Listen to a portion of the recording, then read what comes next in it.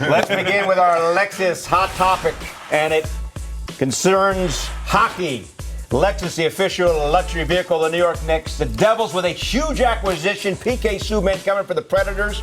And the Devils really didn't have to give up that much because Nashville had a salary cap squeeze, and they simply had to eliminate Subban's $9 million a year salary.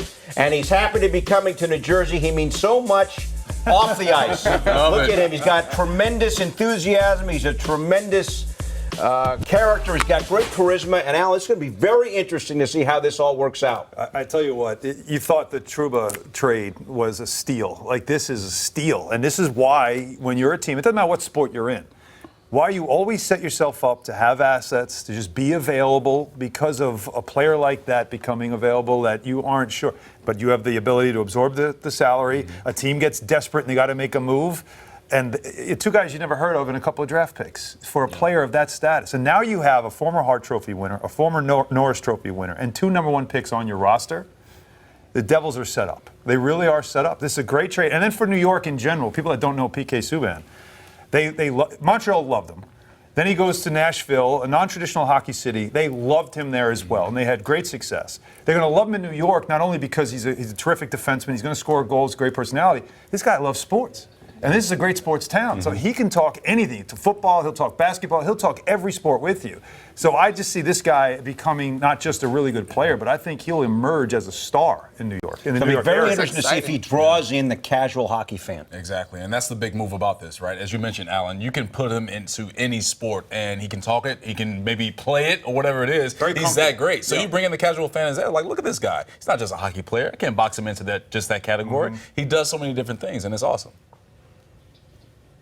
Agreed. I'm going to check out some hockey. Well, admittedly, you don't watch a lot of hockey. I do not watch a lot of hockey. Wouldn't you be Yes, and in fact, with during the NBA Finals, he was making his rounds representing the Raptors, and he had a fantastic jacket. I want to use the word bedazzled, but that would belittle it because those were real jewels on his jacket. He was all about the Raptors. He was bejeweled. Gregarious. Bejeweled, big time bejeweled. So I completely agree, and I didn't even think about the potential of being in a city like New York, but you're absolutely right. Yeah, there's, like I said, there's something about him. Now, let's flip it and understand that the Devils were able to acquire him because this is a big contract. The Predators did not want to trade him. Right. They had to.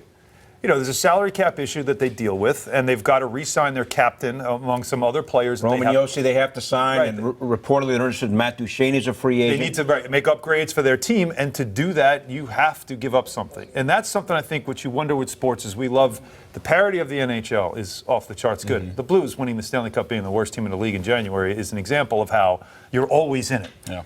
So we like that about some sports. The NFL's the same way. It feels like year to year, there's always going to be a handful of teams that go from pretenders to contenders.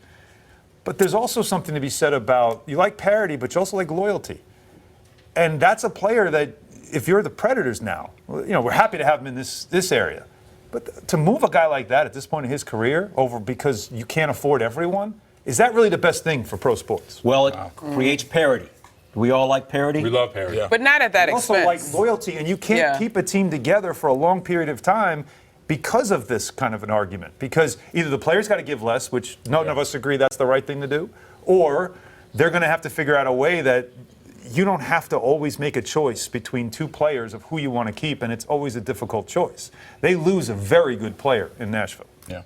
And it's you have the issue in the NBA with the cap. The NFL, I mean, that's where we NFL's are. the hard cap as well as the But NHL. the NHL is a hard cap, right? That's So what that's what makes makes it it more harder difficult. to maneuver. But it gives fans, NFL, any year, anything can happen, right? There's a tremendous parity in the NHL. I think it's overall good for sports. I like It would frustrate me as a fan of the Predators if I absolutely fell in love with PK Subban as a player, and how could you not?